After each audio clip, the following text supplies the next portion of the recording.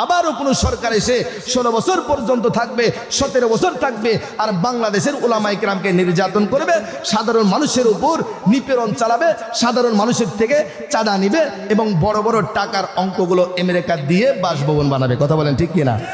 সুতরাং গণভোটে হাত দেওয়ার ব্যাপারে যদি কোনো ব্যক্তি নেগেটিভ চিন্তা ধারণা করে, নেগেটিভ কোনো আইডিওলজি আপনাকে দেয়, মনে রাখবেন ওই ব্যক্তি সব থেকে বড় চাঁদাবাজ।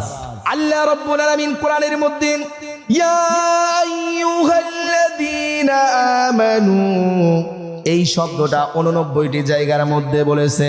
আব্দুল্লাহ ইবনে মাসউদ রাদিয়াল্লাহু তাআলা আনহু বলেন, ও আমার সাহাবারা শোনো, আল্লাহ রাসূল যখন আল্লাহর পক্ষ থেকে ইয়া আইয়ুহাল্লাযীনা আমানু বলতেন, আমরা আমাদের কানগুলোকে খাড়া করে শুনতাম, অবশ্যই মনে করতাম আল্লাহ রাব্বুল আলামিন শুধু আমাকেই বলছে। কথা বলেন ঠিক কিনা? ইমানদার বলে আল্লাহ ডাক দিলে কাকেই বলছে? আমার ভাইরা, শুধুমাত্র নবীকে দেখলে ইমানদার হয় না, শুধুমাত্র নবীর ভালোবাসলে ইমানদার হওয়া যায় না। আল্লাহ রাসূলের চাচা, তার নাম ছিল আবু তালেব। ওই আবু তালেব রাসূলের সান্নিধ্যে ছিলেন, রাসূলকে এত ভালোবাসতেন, হাদিসের মধ্যে এসেছে রাসূলকে কাঁধে করে রাখতেন, রাসূল সাল্লাল্লাহু আলাইহি ওয়াসাল্লাম তার পিঠের উপর বসতেন। শুধুমাত্র তাই নয়, তার পুরো দেহর অঙ্গগুলো রাসূল সাল্লাল্লাহু আলাইহি ওয়াসাল্লামের সাথে স্পর্শ হয়েছে। হাদিসের মধ্যে এসেছে ওই আবু তালেব যিনি ছিলেন, তার পায়ের মধ্যে একটা জুতা পরানো হবে, ওই জুতার ফিতা এতটাই প্রজ্বলিত হবে, ওই গরমের কারণে, উত্তপ্ততার কারণে তার মাথা দিয়ে টকবক করবে। কথা বলেন ঠিক কিনা? আমার ভাইরা, বোঝানোর উদ্দেশ্য হলো আল্লাহ রাব্বুল আলামিন বললেন, ও ব্যক্তি, যদি তুমি নবীকে ভালোবাসো, কুরআন মেনে নিলা, এর নাম ইমানদার হতে পারে না। কেননা তিনিও নবীকে ভালোবাসতেন। তিনিকেও যখন বলা হয়েছিল, ও কাকা, আমাকে কুরাইশ বংশের লোকেরা মারতে চায়, তার কারণ হলো আমি কোরআনের দাওয়াত মানুষের কাছে দিতে পারবো না। আল্লাহর নবী বলেছেন, ও চাচা, আপনাকে আমি এর ব্যাপারে বললাম, আপনার থেকে উত্তরটা কি আসেন? আবু তালেব বললেন, ও ভাতিজা, তুমি যদি চাও এটার দাওয়াত তুমি দিতে পারবা, তবে আমার কথা হলো ভাতিজা, তুমি এটা যদি না দাও আমার উপর কোনো চাপ আসবে না।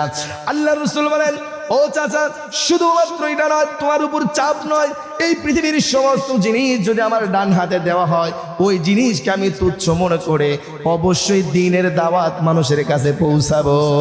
আবু তালেব বললেন, ও মুহাম্মদ, ও ভাতিজা, তুমি তোমার দাওয়াত চালিয়ে যাও, আল্লাহর দাওয়াত চালিয়ে যাও, কোরআনের দাওয়াত চালিয়ে যাও, অবশ্যই তোমার পাশে আমি আছি।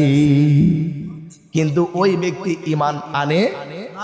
ওই ব্যক্তি যখন মৃত্যু শয্যায় সজ্জিত হয়েছে, আল্লাহর নবী মুহাম্মদ সাল্লাল্লাহু আলাইহি ওয়াসাল্লাম পাশে দাঁড়াইয়া, ও চাচা, আপনি শুধুমাত্র বলবেন লা ইলাহা ইল্লাল্লাহ মুহাম্মাদুর রাসূলুল্লাহ বলার দরকার পড়বে না, কেননা আমি এটা মেনে নিলাম, আমি অবশ্যই মুহাম্মদ। শুধুমাত্র অর্ধেকটা বলবেন। আবু তালেব বললেন, ও ভাতিজা, সারা জীবন আমার দাদার ধর্ম মেনে এসেছি, আজকে তুমি ভাতিজা এমন একটা ধর্মের ব্যাপারে অনুধাবন করাচ্ছ, কিছুতেই আমি তোমার ধর্মটাকে মানব না। এ কথা বলে যখন তিনি ইন্তেকাল করে গেলেন, আল্লাহ রাসূল যখন বারবার তাকে বলতেছিল, আল্লাহ রাব্বুল আলামিন বললেন, ইন্নাকা লা তাহদি মান আহবাবতা ওয়ালাকিন্নাল্লাহা ইয়াহদি মান ইয়াশা। আল্লাহ রাব্বুল আলামিন বললেন, ও নবী, আপনি বারবার আবু তালেবকে আপনি হিদায়াতের দাওয়াত দিবেন না, কেননা ও নবী আপনাকে দুনিয়ার জমিনে কোনো ব্যক্তিকে হিদায়াত দেওয়ার জন্য পাঠাই নাই। আমি আল্লাহ যাকে পছন্দ করব, ভালোবাসবো, ওই ব্যক্তিদেরকেই শুধুমাত্র হিদায়াত দিতে পারবো। আপনি ভালোবাসলেই তাকে হিদায়াত দিতে পারবেন না। কথা বলেন ঠিক কিনা? শুধুমাত্র তাই নয়, আল্লাহর রাসূল যখন ওই আবু তালেবের কবরের পাশে গিয়ে তিনি মোনাজাত করতেছিলেন, ও আল্লাহ রব্বুল আলামিন, আমার চাচা আমাকে দুনিয়ার জমিনে ভালোবেসেছে, অবশ্যই আমি তার জন্য দোয়া করি, ও রব্বুল আলামিন তাকে তুমি জান্নাত দান করে দাও। আল্লাহ রব্বুল আলামিন ফেরেশতাদের মাধ্যমে তাকে জানিয়ে দিলেন, ও মুহাম্মদ, আপনি তাকে দোয়া করবেন না, তিনি মুশরিক ছিলেন, তিনি কুফরি করেছেন। ও রাসূল, আপনি যত দোয়া করুন, আপনার দোয়া আমি রব্বুল আলামিনের কাছে তার ব্যাপারে কোনো দোয়া গ্রহণ হবে না। কথা বলেন ঠিক কিনা? আমার ভাইরা, বলার উদ্দেশ্য হলো এই পৃথিবীতে যারা বলবে আমরা আল্লাহর প্রতি ঈমান এনেছি, রাসূলের প্রতি ঈমান এনেছি, তার দ্বারা মুমিন হওয়া যায় না যতক্ষণ না পর্যন্ত আল্লাহ রাব্বুল আলামিন ঈমানদার বলে ডেকে যেই জিনিসটার ব্যাপারে আপনাকে অবগত করেছেন ওটা যতক্ষণ পর্যন্ত না মানবেন ততক্ষণ পর্যন্ত আপনি মুমিন হতে পারবেন না। কথা বলেন ঠিক কিনা? এবার আল্লাহ রাব্বুল আলামিন বললেন ইয়া আইয়ুহাল্লাযীনা আমানু কুনু কাওয়ামিনা লিল্লাহি শুহাদা বিল কিসত। আল্লাহ রাব্বুল আলামিন ডেকে ডেকে বললেন ও ঈমানদারেরা তোমরা শুনে থাকো, অবশ্যই আমি যখন ঈমানদার বলে ডাকি ওই ঈমানদার বলে ডেকে তোমাদেরকে দুইটা উদ্দেশ্য নেই, কোনো একটা ব্যাপারে তোমাকে আদেশ দিব অথবা কোনো একটার ব্যাপারে তোমাদেরকে নিষেধ করব। কথা বলেন ঠিক কিনা? তাহলে আল্লাহ রাব্বুল আলামিন 89টি জায়গায় ইয়া আইয়ুহাল্লাযীনা আমানু বলে ডেকেছেন। এই 89টি জায়গার মধ্যে আল্লাহ রাব্বুল আলামিন কিছু বিষয় করার জন্য আমাদেরকে আদেশ করেছেন আর কিছু বিষয় না করার জন্য কি করেছেন? আদেশ করেছেন। আরে ভাই শুনুন, এই তাফসীর কিন্তু আপনি সব জায়গায় শুনতে পারবেন না। কথা কয় না? শোনেন, ভালো করে শোনেন, ইনশাআল্লাহ এখান থেকে কিছু শিখে যান। আমাদের প্রধান বক্তা আসবে, অচিরেই আসবে ইনশাআল্লাহ, একটু ধৈর্য সহকারে বসুন ইনশাআল্লাহ। তাহলে ভাইরা আমার বলতেছিলাম আল্লাহ রাব্বুল আলামিন এই আয়াতের মধ্যে ঈমানদারদেরকে ডেকে ডেকে বললেন ও ঈমানদারেরা শোনো, কুনু কাওয়ামিনা, অবশ্যই তোমরা দাঁড়িয়ে যাবে শক্ত হয়ে। কি হয়ে? শক্ত হয়ে। ও ঈমানদারেরা তোমরা শক্ত হয়ে দাঁড়িয়ে যাবে, দৃঢ় পদে দাঁড়িয়ে যাবে। কুনু কাওয়ামিনা লিল্লাহি শুহাদা বিল কিসত। আল্লাহ রাব্বুল আলামিন বললেন ও পৃথিবীর মানুষ তোমরা কিছুদিন পূর্বে জেনেছো উসমান হাদি নামক একজন ব্যক্তি ছিল। ওই ব্যক্তির মুখ থেকে শুধু উচ্চারণ হইতো ইনসাফ প্রতিষ্ঠা করার জন্য যদি আমার জীবন চলে যায় যাক, তবুও ইনসাফ প্রতিষ্ঠা করার জন্য প্রচেষ্টা করব। কথা বলেন ঠিক কিনা? আমার ভাইরা এই কথাটা শুধুমাত্র তার নয়, আল্লাহ রাব্বুল আলামিন এই আয়াতের মধ্যে এটাই বর্ণনা করে দিয়েছেন ও ঈমানদারেরা শোনো, কুনু কাওয়ামিনা লিল্লাহি শুহাদা বিল কিসত। ও মুমিনারা শোনো, আমি রব্বুল আলামিন তোমাদেরকে বললাম তোমরা শক্ত হয়ে দাঁড়িয়ে যাবে ইনসাফের পক্ষে সাক্ষ্য হওয়ার জন্য। কার পক্ষে? ইনসাফের পক্ষে। ইনসাফ কি? ইনসাফ হলো ন্যায়। ইনসাফ কি? ইনসাফ হলো অন্যায়ের প্রতিরোধ করা অন্যায়ের। সুতরাং অন্যায়ের প্রতিরোধ যারা করবে তাদের পক্ষে সাক্ষ্য দেওয়া আমাদের জন্য ফরজে আইন। কথা বলেন ঠিক কিনা? সুতরাং ইনসাফ প্রতিষ্ঠা করা আল্লাহ রাব্বুল আলামিন যেহেতু ঈমানদার বলে ডেকে ডেকে বলছেন ওই ঈমানদারেরা শোনো, তোমাদেরকে ইনসাফ প্রতিষ্ঠা করার জন্য শক্ত হয়ে দাঁড়াতে হবে। কেননা আপনি যদি ইনসাফ প্রতিষ্ঠা করার ক্ষেত্রে শক্ত হয়ে না দাঁড়ান, আপনি যদি শুয়ে পড়েন, পরবর্তী প্রজন্ম যারা আসবে তারা ঘুমাবে। কথা বলেন ঠিক কিনা? এই জন্য আমার ভাইরা দেখেছেন 16 বছর যেই সরকার আমাদের উপর নির্যাতন এবং নির্যাতনের সব থেকে বড় স্টিম রুলার আমাদের উপর চালিয়েছেন, সেই 16 বছর পর্যন্ত কোনো মুসলমান শক্ত হয়ে ইমানের শক্তিতে বলিয়ান হয়ে দাঁড়ায় নাই। ইনসাফ প্রতিষ্ঠা করার জন্য শক্ত হয়ে না দাঁড়ানোর কারণে আমাদের উপর যত নির্যাতন চলেছে, জুলুম চলেছে, এর থেকে বড় দৃষ্টান্ত আর হতে পারে? কথা বলে না। সুতরাং আমার ভাইরা ইনসাফ প্রতিষ্ঠা করার জন্য শক্ত হয়ে দাঁড়াতে কে বলেছেন? আল্লাহ রাব্বুল আলামিন ঈমানদারদেরকে কেন শক্ত হয়ে দাঁড়াতে বলেছেন? ইনসাফ প্রতিষ্ঠা করার জন্য। এবার আল্লাহ রাব্বুল আলামিন বলেন ও পৃথিবীর মানুষ তোমরা হয়তো মনে মনে ভাববে আল্লাহ শুধু ঈমানদারকেই দেখেছে, অন্য কাউকে দেখে নাই। কাফেররাও তো ইনসাফ প্রতিষ্ঠা করার জন্য চেষ্টা করে। আল্লাহ রাব্বুল আলামিন ডেকে ডেকে বলেন ও ব্যক্তি শোনো, শুধুমাত্র আমার বান্দা শুধু মুমিন হবে, মুমিন ছাড়া অন্য কোনো ব্যক্তি আমার বান্দা হতে পারে না। সুতরাং আমার বান্দাকে আমি ভালোবাসি, আমার বান্দাও যেন আমার দিনকে প্রতিষ্ঠা করার জন্য শক্ত হয়ে দাঁড়ায়। এই দাঁড়ানোর কারণে আমি রব্বুল আলামিন তাকে জান্নাত পর্যন্ত পৌঁছে দেই। সুতরাং আল্লাহ রাব্বুল আলামিন বললেন ও বান্দা শোনো, এই জন্য তোমাদেরকে ইনসাফ প্রতিষ্ঠা করার জন্য শক্ত হয়ে দাঁড়াইতে বলছে। কুনতুম উম্মাতুন খায়রুন লিন্নাস, আল্লাহ রাব্বুল আলামিন বলেছেন তোমরাই হলে উত্তম জাতি, শ্রেষ্ঠ জাতি। উখরিজাত লিন্নাস, কেননা তোমাদেরকে মানুষের কল্যাণের জন্য বানানো হয়েছে। কথা বলেন ঠিক কিনা? আজকে আমাদের দেশে গণভোটে হা দেওয়া, কি দেওয়া? গণভোটে হাত দেওয়া এই ব্যাপারে কথা বললে এক ধরনের লোক বলে এই হুজুররা রাজাকার, কথা বলেন, বলে কি বলে না? আরে ভাই, ইনসাফ প্রতিষ্ঠা করার জন্য গণভোটে হাত দেওয়া এই কথাটা বলাই যদি আমরা রাজাকার হয়ে যাই, আমি তো মনে করি যেই ব্যক্তি বলবে গণভোটে হা না দিয়ে না ভোট দেওয়া, আমি বলি ও সব থেকে বড় দেশের চাঁদাবাজ, কথা বলেন ঠিক কিনা? ও সব থেকে বড় রাজাকার, কথা বলেন ঠিক কিনা? ও দেশের সব থেকে বড় ডাকাত, কথা বলেন ঠিক কিনা? ও চাচ্ছে আবারও কোনো সরকার এসে 16 বছর পর্যন্ত থাকবে, 17 বছর থাকবে, আর বাংলাদেশের উলামায়ে কেরামকে নির্যাতন করবে, সাধারণ মানুষের উপর নিপীড়ন চালাবে, সাধারণ মানুষের থেকে চাঁদা নিবে এবং বড় বড় টাকার অঙ্কগুলো আমেরিকা দিয়ে বাসভবন বানাবে, কথা বলেন ঠিক কিনা? সুতরাং গণভোটে হাত দেওয়ার ব্যাপারে যদি কোনো ব্যক্তি নেগেটিভ চিন্তা ধারণা করে, নেগেটিভ কোনো আইডিওলজি আপনাকে দেয়, মনে রাখবেন ওই ব্যক্তি সব থেকে বড় চাঁদাবাজ। নাকি গণভোটে না বলবেন আপনারা? গণভোটে হাত দিবেন কারা কারা? হাত তুলে দেখান থেকে ইনশাআল্লাহ। নারায়ে তাকবীর, লিল্লাহে তাকবীর। তার মানে বুঝলাম গণভোটে হাত দিতে হবে। এর কারণ হলো আল্লাহ রাব্বুল আলামিন নিজে বলেছেন, ওই ইমানদারেরা তোমরা ইনসাফ প্রতিষ্ঠা করার জন্য কি করো?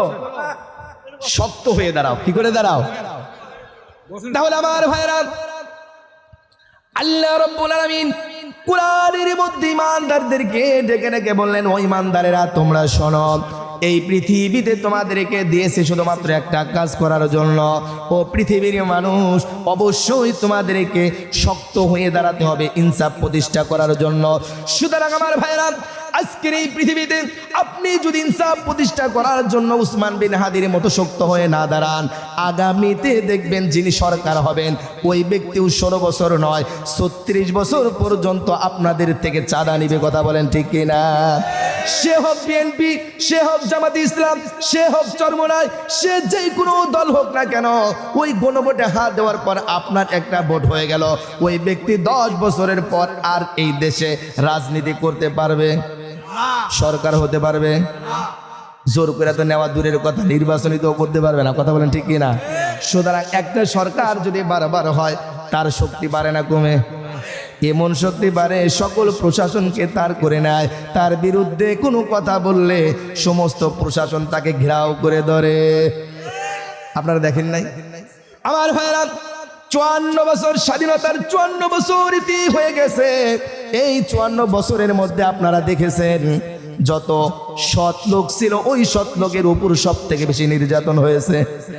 শুধুমাত্র তাই নয়, এই 54 বছরের মধ্যে এই বাংলাদেশে কত উলামায়ে কেরামের গলার মধ্যে রশি লাগিয়ে ফাঁসির মঞ্চে ঝোলানো হয়েছে। এটা কি আপনারা জানেন না? জানেন না?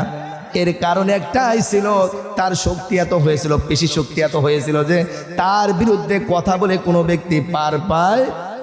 শুধুমাত্র তাই নয়, আমরা যে ফেসবুক চালাই, মোবাইল চালাই, মোবাইলের মধ্যে যদি আপনি কোনো তার বিরুদ্ধে কোনো পোস্ট করেছেন, ওই পোস্টটা কেমনে ভাবে যেন তিনি জেনেছেন, ওটা জেনে আপনার বাড়ি থেকে হঠাৎ করে রাত্রিকালীন সময় 2জন সাদা পরিহিত ব্যক্তি পোশাক পরে আপনাকে ধরে নিয়ে গেছে। এরপর দিন ফেসবুকে পোস্ট হয়েছে, ওই জব্বার আলী আর গ্রামে নাই, কথা বলে না? এবার 1 মাস 2 মাস নয় 3 মাস পর জানা যায় ওই ব্যক্তি মারা গেছে অমুক জায়গায়। শোনেন না এগুলো? মনে হয় শোনেন না? সুতরাং আমার ভাইরা, আল্লাহ রাব্বুল আলামিন বললেন, ও ইমানদারেরা শোনো, এই দুনিয়ার জমিনে তোমাদেরকে পাঠিয়েছে, তোমাদেরকে অবশ্যই শক্ত হয়ে দাঁড়াতে হবে ইনসাফ প্রতিষ্ঠা করার জন্য। এই জন্যই দাঁড়াবা, যেহেতু তোমাদেরকে এই পৃথিবীর মধ্যে শ্রেষ্ঠ জাতি হিসেবে আমি প্রেরণ করেছি। শুধুমাত্র তাই নয়, মানুষের কল্যাণের জন্য, দেশের কল্যাণের জন্য, সর্ববৃহৎ কল্যাণের জন্য, সমাজের কল্যাণের জন্য, রাজনীতির কল্যাণের জন্য, সর্ববৃহৎ সর্ব জিনিসের কল্যাণের জন্য তোমাদেরকে প্রেরণ করেছি। সর্ব জিনিসের কল্যাণের জন্য প্রেরণ করার পর তোমাদেরকে বললাম, এই দেশে ইনসাফ প্রতিষ্ঠা করাই হলো মানুষের জন্য কল্যাণ, কথা বলেন ঠিক কিনা? ইনসাফ যদি প্রতিষ্ঠা হয়ে যায়, বড় কুশিয়ারা থেকে ওই উপারকার মানুষ এসে চাঁদা নিতে পারবে নাকি? পারবে? পারবে না। এই রাস্তা দিয়ে গেলে ডাকাত ধরতে পারবে নাকি? দেখবেন রাস্তার মোড়ে মোড়ে পুলিশ দাঁড়ানো আছে ডান্ডা নিয়ে, কথা বলেন। ইনসাফ যদি প্রতিষ্ঠা হয়, এই দেশে মাদকাসক্ত থাকবে না, গাঁজাখোর থাকবে না, মদখোর থাকবে না, বিড়িখোর থাকবে না, ইয়াবাখোর থাকবে না। প্রত্যেকটি ঘরে ঘরে নামাজের বিধান কায়েম হয়ে যাবে সরকারিভাবে। ওই সৌদি আরবের মতো নামাজের আজান দেবে, কোনো ব্যক্তি দোকান পারে বসে থাকবে, এটা পারবে নাকি? কথা বলে না। আপনাদের ভালো লাগতেছে না? যদি ভালো লাগে একটু কথা বলতে হবে। কে কে একটু পর উঠে যাবেন? হাত তুলে দেখান দেখি।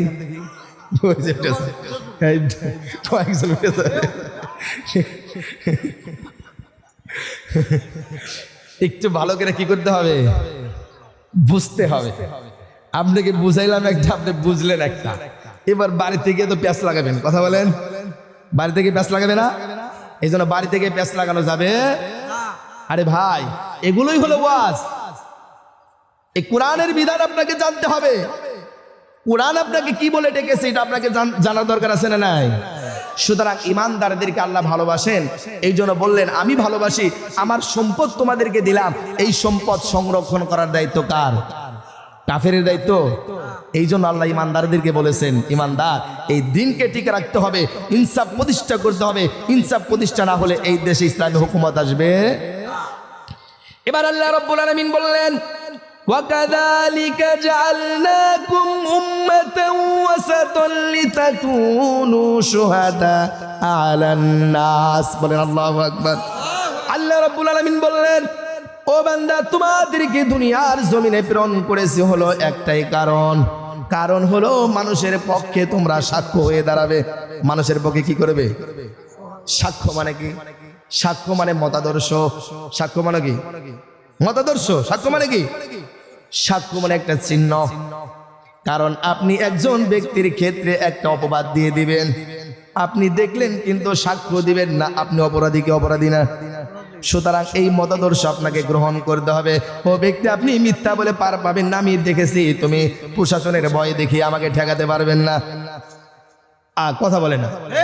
এই দেশের মাতব্বর, এই সমাজের মাতব্বর যিনি আছেন, ওই ব্যক্তি যদি কোনো ব্যক্তির বিচার করেন, যেই ব্যক্তির ব্যাপারে বিচার করবে, যেই বিচারটা করবে ওর ব্যাপারে যদি আপনি কোনো সাক্ষ্য প্রত্যক্ষদর্শী হয়ে থাকেন, ওই মাতব্বরের ভয়ে যদি আপনি মিথ্যা কথা বলেন, আপনি অপরাধী না?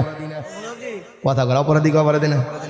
সুতরাং আল্লাহ রাব্বুল আলামিন বলেছেন, ইমানদারেরা তোমাদেরকে দুনিয়ার জমিনে পাঠাইছে, তোমরাই হলে মানুষের সাক্ষী। কার সাক্ষী? কোন মানুষের সাক্ষী? সৎ মানুষের সাক্ষী। কোন মানুষের সাক্ষী? সুতরাং আমার ভাইরা, সামনে আমাদের এমন একটা পরীক্ষা আল্লাহ রাব্বুল আলামিন দিচ্ছেন। ওই পরীক্ষার মধ্যে আপনাদেরকে বাছাই করতে হবে। ওই ইনসাফের সাক্ষী হওয়ার দরকার আছে না নাই? নাকি এমন ভাবে ভয় পান, গ্রামের মধ্যে যদি কোনো ব্যক্তি জানে 2 দিন পর আর হাঁটতে পারবো না। সুতরাং আমার ভাইরা, ইমানদারদের ইমানকে এমন শক্ত করতে হবে, দুনিয়ার কোনো পরশক্তিকে ভয় করা যাবে না, দুনিয়ার কোনো পেশি শক্তিকে ভয় করা যাবে না, দুনিয়ার কোনো মাতবরকে ভয় করা যাবে না, দুনিয়ার কোনো নেতাকে ভয় করা যাবে না, দুনিয়ার কোনো দুর্নীতিবাজের আইডিওলজি গ্রহণ করা যাবে না। এটা আমার কথা না, আল্লাহর কথা।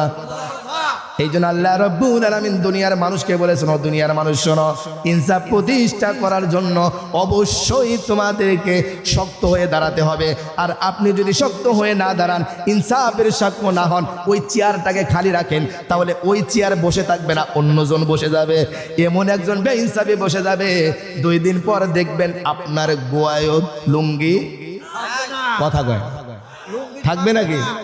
আমার ভাইরা, এখানে 50টা চেয়ার দিয়েছেন। কয়টা? 50টা চেয়ার দিয়েছেন। আপনি 10 মিনিট পর এই চেয়ার থেকে উঠে গেছেন। এবার 50 জন মানুষ যদি চেয়ারে বসে থাকে, তার পাশে লোক থাকে না? থাকে না? থাকে না মনে হয়। এখানে যদি তমিজ সাহেব আসে, এবার তমিজ সাহেবের জন্য 50টা চেয়ার বরাদ্দ করলাম। এবার 50টা চেয়ার বরাদ্দ করলে আশপাশের মানুষ ওই চেয়ার ছাড়া দাঁড়ায় থাকে কি থাকে না? এবার ওখান থেকে, মাঝখান থেকে আমাদের ওই ভাইয়ের নাম জানো কি? মুস্তফা ভাই। ওই চেয়ার থেকে উঠে গেছে, ওই দোকান বারে শাহিনের দোকানে গিয়ে একটা চা খাবে। চা খাইতে গেলে ওনার জন্য ওই চেয়ারটা বসে থাকবে না, অন্যজন বসে যাবে। আল্লাহ রাব্বুল আলামিন বলেন, ও ব্যক্তি শোনো, এই পৃথিবীতে ইনসাফ প্রতিষ্ঠা করার জন্য যদি তোমরা শক্ত হয়ে না দাঁড়াও, তোমরা যদি বসে যাও, তোমরা যদি সেখান থেকে ঘড়ি মশি করে উঠে চলে যাও, ওই চেয়ার তোমার জন্য বসে রাখবে না, আর একজন বসে যাবে। এমন একজন বেইনসাফি বসে যাবে, 2 দিন পর তুমি নিজে আল্লাহর কাছে দোয়া করবা, ও আল্লাহ, ইনসাফ প্রতিষ্ঠা করার জন্য বের না হওয়ার কারণে আজকে আমার দশা হলো মাটিতে বসতে হবে, চেয়ারে বসার সুযোগ কথা বলে না। এই জন্য ভাইরা আমার, এই আয়াত থেকে আল্লাহ বুঝালেন, ও পৃথিবীর মানুষ শোনো, তোমরা অবশ্যই শক্ত হয়ে দাঁড়াবে ইনসাফের। পারবো না ইনশাআল্লাহ? আল্লাহ রাব্বুল আলামিন শুধু তাই নয়, ইয়া আইয়ুহাল্লাযীনা আমানু এর জায়গা বলেন আপনাদেরকে আহ্বান করেছেন, আদেশ করেছেন, সেটা হলো আল্লাহ বলেন সূরা তাওবার মধ্যে, ইয়া আইয়ুহাল্লাযীনা আমানু লা তাত্তাখিদু আবাআকুম ওয়া ইখওয়ানুকুম আউলিয়া ইন ইসতাহাব্বুল কুফরা আলাল ঈমান। বলেন আল্লাহু আকবার। আল্লাহ রাব্বুল আলামিন বলেন, ও পৃথিবীর মানুষ শোনো, ইমানদারেরা শোনো, পৃথিবীর ইমানদার ছাড়া অন্য কোনো ব্যক্তিকে আমি এই কথা বলছি না। এখানে আমি ইমানদার ছাড়া অন্য কোনো ব্যক্তিকে আহ্বান করছি না। ও ইমানদারেরা, তোমাদেরকে আদেশ করলাম, তোমাদের পিতা, তোমাদের ভাই, তোমাদের নেতা, তোমাদের আকরব যারা আছে, তোমাদের নিকট আত্মীয়রা যদি তুই কুফরের ওপর, ইমানের উপর কুফরিকে প্রাধান্য দেয়, তোমার বাবাও যদি কুফরের ওপর, ইমানের ওপর কুফরিকে প্রাধান্য দেয়, তাহলে ওই ভাইয়ের কথা তোমাকে শোনা যাবে না, ওই বাবার কথা তোমাকে শোনা যাবে না, ওই মার কথা তোমাকে শোনা যাবে না, ওই নেতার কথা তোমাকে শোনা যাবে না। পৃথিবীর যত বড় শক্তিশালী লোকখানা হয়, ওই ব্যক্তির কথা শোনা যাবে নাকি? এবার একজন ব্যক্তি এসে বলল, ভাই অমুক ব্যক্তি আমার এমপি হিসেবে দাঁড়িয়েছে, ওই ব্যক্তিকে ভোটটা দিতে হবে। এবার আপনার চিন্তা করতে হবে ওই ব্যক্তি ভালো না খারাপ, ওই ব্যক্তি ইনসাফ প্রতিষ্ঠা করতে পারবে কি পারবে না। ওই ব্যক্তি যদি ইনসাফ প্রতিষ্ঠা করতে না পারে, আর ওই ব্যক্তির ব্যাপারে আপনি একটা সাক্ষ্য দিয়ে দিবেন, মনে রাখবেন আপনি ইমানের ওপর কুফরিকে প্রাধান্য দিলেন, ওই ইমানের ওপর কুফরিকে প্রাধান্য দেওয়ার কারণে আপনি শিরক করেছেন। কি করেছেন?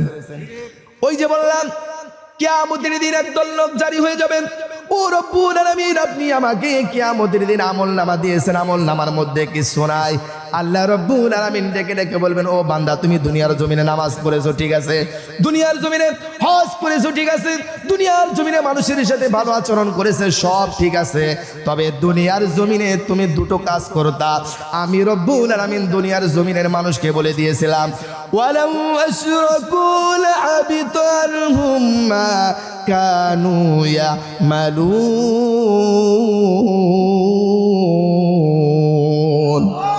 আল্লাহ রাব্বুল আলামিন বললেন, ও বান্দা দুনিয়ার জমিনে তুমি নামাজ পড়েছো, হজ করেছো, যাকাত আদায় করেছো, মানুষের সাথে সৎ কাজ করেছো, সব কিছু ঠিক আছে, তবে যখন তুমি দুনিয়ার জমিনে মসজিদ থেকে বের হয়েছো, তুমি বাবার দরবারে গিয়ে সন্তান চেয়েছো। কথা বলে না? শুধুমাত্র তাই নয়, আলা লাহুল খালকু ওয়াল আমর, এই পৃথিবীর জমিন আমি সৃষ্টি করেছি, তুমি মানুষকে আমি সৃষ্টি করেছি, তোমার সন্তান সৃষ্টি করেছি, সবগুলো সৃষ্টি করে আমি রব্বুল আলামিন তোমাদেরকে জানিয়ে দিয়েছি, এই পৃথিবীও আমার, এই পৃথিবীর নীতি নির্ধারণ করবে আমার কোরআন। কথা বলে না?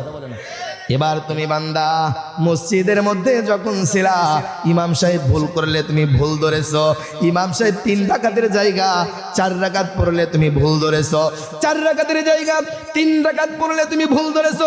তুমি জানো আল্লাহর সংবিধান হলো 4 রাকাতের জায়গায় 4 রাকাত পড়তে হবে, 3 রাকাতের জায়গা 3 রাকাত পড়তে হবে। আল্লাহ বলেন, ও বান্দা তুমি যখন মসজিদ থেকে দুনিয়ার জমিনে বের হয়ে গেছো, ওই সংসদ ভবনে গিয়েছো, ওই চেয়ারম্যানের অফিসে বসেছো, মিম্বারের অফিসে বসেছো, মাতব্বরের অফিসে যখন তুমি বসেছো, সেখানে বসে ওই কোরআনের সংবিধান অনুযায়ী তুমি বিচার করো নাই, নীতি প্রণয়ন করো নাই, তোমার যেটা মনে চেয়েছে 2 টাকা ঘুষ খেয়ে 50 টাকা সুদ খেয়ে সেটাকে পরিবর্তন করে দিছো। কথা কয়, এটা মনে হয় মিথ্যা কথা, মিথ্যা কথা। সুতরাং এই যে 2টা সংবিধান মানলেন, মসজিদে এক সংবিধান, মসজিদের বাইরে গেলে আর একজনের সংবিধান, নিজের নীতি প্রণয়ন করে দেবেন অন্যের জন্য। আপনি শিরিক করেছেন। আপনি যত নামাজ আদায় করেন, যত হজ করেন, যাকাত আদায় করেন, আপনার এগুলো কোনো কিছু আল্লাহর দরবারে কবুল হবে।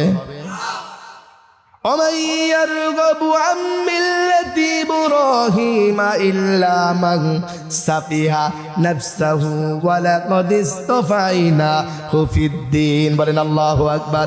আল্লাহ রাব্বুল আলামিন বললেন, পৃথিবীর ওই ব্যক্তি থেকে নির্বোধ আর কোনো ব্যক্তি হতে পারে না যেই ব্যক্তি ইব্রাহিমের ধর্মকে বিমুখতা প্রদর্শন করবে, ইব্রাহিমের ধর্মকে মানবে না।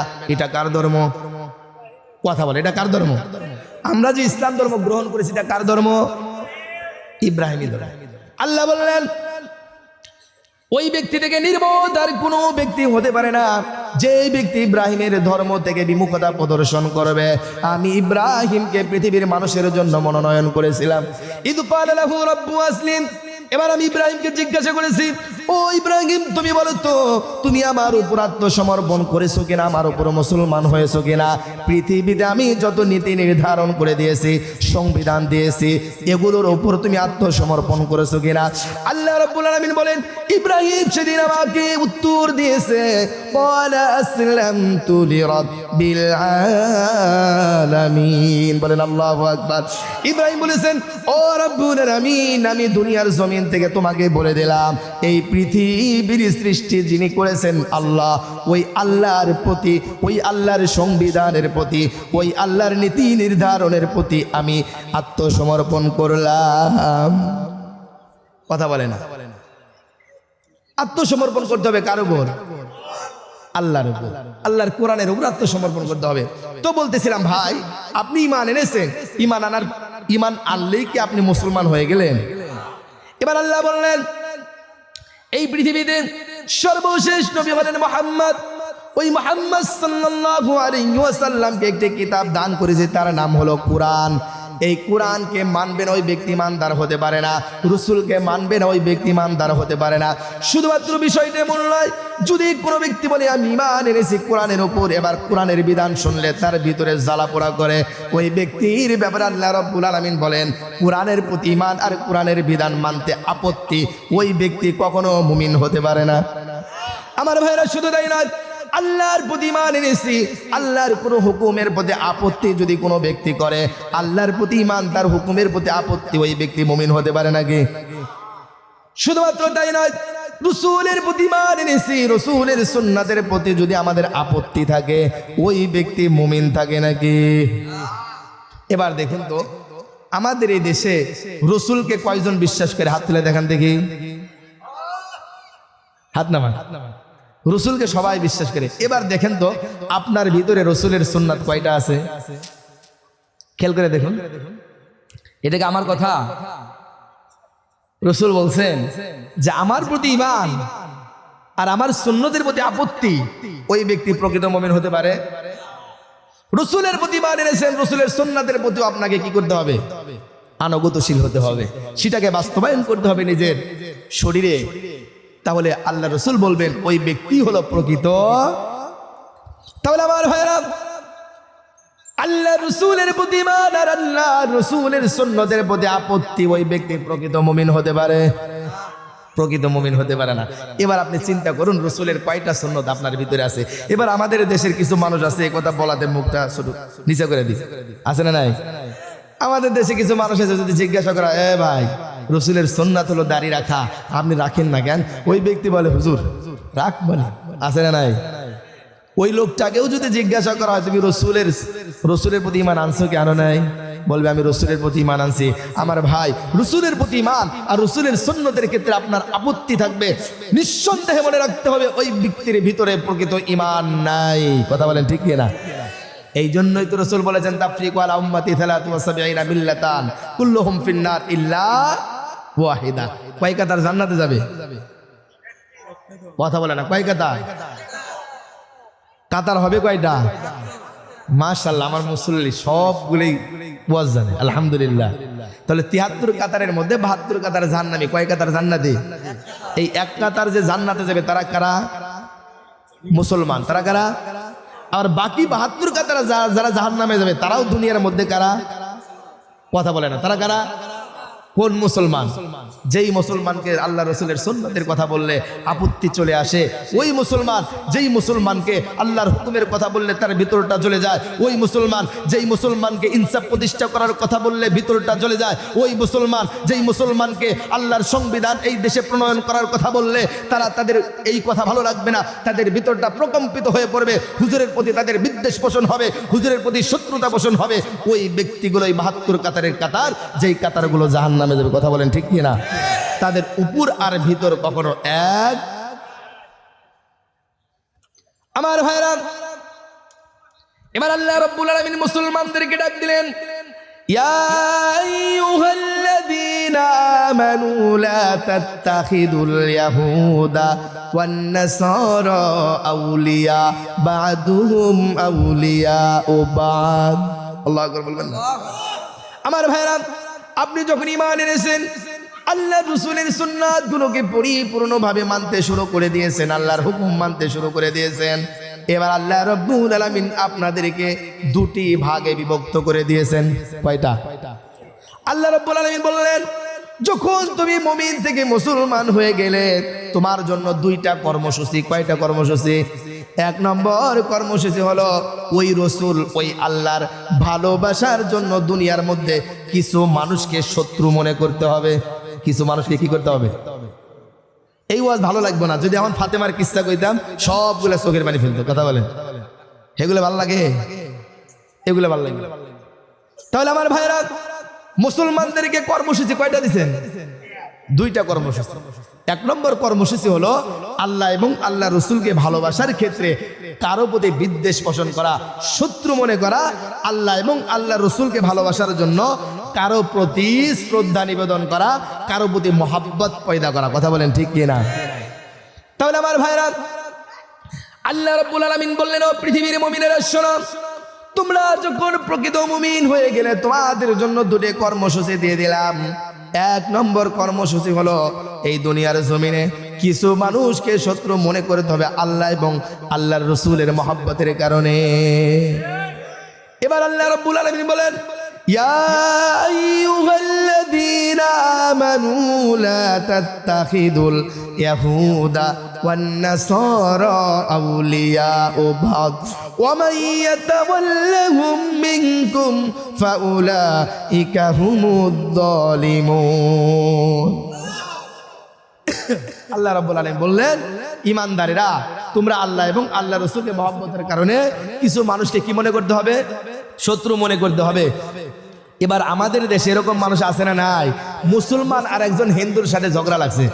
কথা বুঝছেন? মুসলমান আর একজন হিন্দুর সাথে ঝগড়া লাগছে, হিন্দুর সাথে তার বন্ধুত্ব, হিন্দুর দোষ বেশি, অমুসলিমের দোষ বেশি, কিন্তু মুসলমান তার বন্ধু না হওয়ার কারণে হিন্দুর দিকে টেনে টেনে কথা কয়। এরকম লোক আছে না নাই? এই দেশের সব থেকে বড় গাঁজাখোর, মদখোর, হিরোইনখোর, বাবাখোর, ইয়াবাখোর, সব থেকে খারাপ নিকৃষ্ট মানুষ, তার সাথে ভালো বন্ধুত্ব, ওই ব্যক্তির একজনের সাথে ঝগড়া ফাসাদ লেগেছে, হালকা খুনসুটি হয়েছে, ওই ব্যক্তি সৎ। এবার যেই ব্যক্তির বন্ধু খারাপ, ওই ব্যক্তিকে যদি জিজ্ঞাসা করে, আরে ভালোকে বলে তো, ওর সাথে যে খুনসুটি লেগেছে দোষীকে, উনি কাকে দোষারোপ করবে? ভালোকে দোষারোপ করবে না?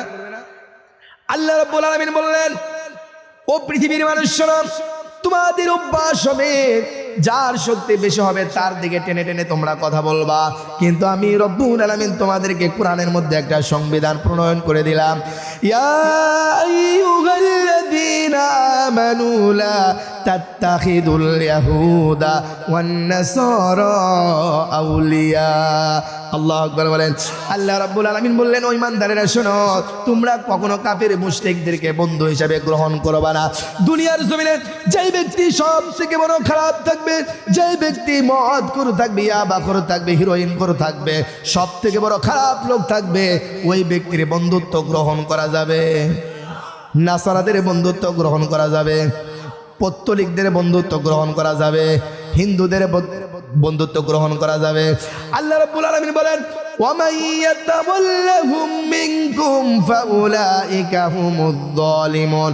যদি কোনো মুমিন ব্যক্তি তাদেরকে বন্ধু হিসেবে গ্রহণ করে, আল্লাহ বলেন ওই ব্যক্তি হলো জালেম। ওই ব্যক্তিকে জালেম। তাহলে বুঝলেন, আল্লাহ প্রথম ইয়া আইয়ুহাল্লাযীনা আমানু বলে ডাক দিয়ে আদেশ করেছেন, ওই ঈমানদারেরা তোমরা ইনসাফের পক্ষে সাক্ষ্য হয়ে শক্তভাবে দাঁড়িয়ে যাও।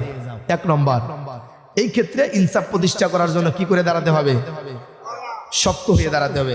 দুই নম্বর, আল্লাহ আদেশ করলেন, আমি বলছিলাম যে হে ঈমানদারেরা, তোমরা তোমাদের পিতামাতা, তোমাদের আত্মীয় স্বজন, স্ত্রী, এগুলোকে বাদ দিবা যখন তাদের ভিতরে ইমানের উপর কুফর এটা প্রাধান্য পেয়ে যাবে। ইমানের উপর কুফরি প্রাধান্য কেমন? প্রাধান্যটা হলো এটা যে দ্বীনি ক্ষেত্রে তার মন মানসিকতা ভালো থাকবে না, ওয়াদিনের ক্ষেত্রে তার মন মানসিকতা কি থাকবে? কথা বলে। এই সমাজের মধ্যে গান বাজনা হয় কি হয় না? হয় না? যেই ব্যক্তি গান বাজনার পক্ষে কথা বলে ওই ব্যক্তির ভিতরে ঈমান বেশি না কম? ওই ব্যক্তির ভিতরে কুফরি আছে না নাই? আল্লাহ বলেছেন গান বাজনা করা যাবে না, ওই ব্যক্তি সমর্থন দিয়ে যায় গান বাজনা সমাজে হবেই, ওই ব্যক্তির ভিতরে কুফরি আছে না নাই? এবার ওই ব্যক্তির পিতামাতা, ওই ব্যক্তির ছেলে সন্তানগুলো ওই ব্যক্তির কথা শোনা যাবে? এবার যদি ছেলে সন্তান তার কথা না শুনে, এবার বলবে হুজুর আমার ছেলে তো আমার কথা শুনে না। আরে বেটা তোর কথা কেন শুনবে? তোর ভিতরে তো কুফরি আছে ইমানের উপর, কথা বলে না, আছে না? এই জন্য আমার ভাইরা, ইমানের উপর কুফরিকে যেই ব্যক্তি প্রাধান্য দিবে ওই পিতার কথা শোনা যাবে, ওই বাবার কথা শোনা যাবে, ওই ভাইয়ের কথা শোনা যাবে, ওই স্ত্রীর কথা শোনা যাবে? যাবে না। সুতরাং ওই পিতাকে বাদ দিতে হবে, ওই ভাইকে বাদ দিতে হবে, ওই লিডারকে বাদ দিতে হবে, ওই নেতাকে বাদ দিতে হবে। কথা বলেন ঠিক কি না? 3 নম্বর আপনাদেরকে আদেশ করেছেন আল্লাহ, ওই ইমানদারেরা শোনো, তোমরা কখনো অমুসলিমদেরকে বন্ধু হিসেবে চয়ন করবা না, কোনো কুফরি মতবাদওয়ালা ব্যক্তিকে বন্ধু হিসেবে চয়ন করবা না। কেননা ওই ব্যক্তিরা একে অপরের বন্ধু। তুমি ভালো মানুষ, তাদের বন্ধুত্ব স্থাপন করলে কয়েকদিন পর তোমাকে সরায়া দিবে। কথা বলে না? একজন খারাপ মানুষের সাথে আপনি বন্ধুত্ব করবেন, কয়েকদিন আপনার সাথে মিলেমিশে থাকবেন, টাকা যত খরচ করবেন আপনার সাথে বন্ধুত্ব থাকবে। এবার আপনি টাকা তার পিছনে খরচ করবেন না, 2 দিন পর আপনাকে লাত্তি দেখে দেয় দিবে। কথা বলেন ঠিক নাই কথাটা? এই জন্য আল্লাহ বলেন তারা তাদের বন্ধু। আমাদের মধ্য থেকে কোনো ব্যক্তি যদি তাদের বন্ধুত্ব হিসেবে গ্রহণ করে নেয়, আল্লাহ বলেন তারা হলো জালেম। তারা কি?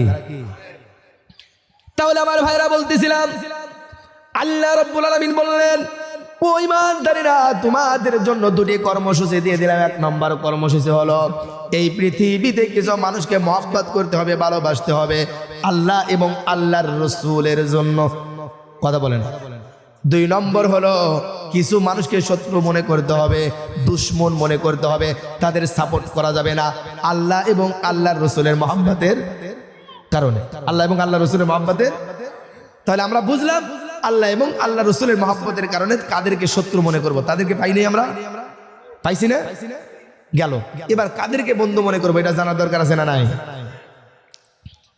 আল্লাহ বললেন ইন্নামা ওয়ালিয়ুকুমুল্লাহু ওয়া রাসূলুহু ওয়াল্লাযীনা আমানুল্লাযীনা ইউকিমুনাস সালাহ। আল্লাহ রাব্বুল আলামিন বললেন ও পৃথিবীর ইমানদারেরা, তোমরা ওই ব্যক্তিদেরকে সাপোর্ট করবা, ওই ব্যক্তিদেরকে বন্ধু হিসাবে গ্রহণ করবা, অভিভাবক হিসাবে গ্রহণ করবা যারা আল্লাহ এবং আল্লাহর রাসূলের প্রতি আন্তরিক।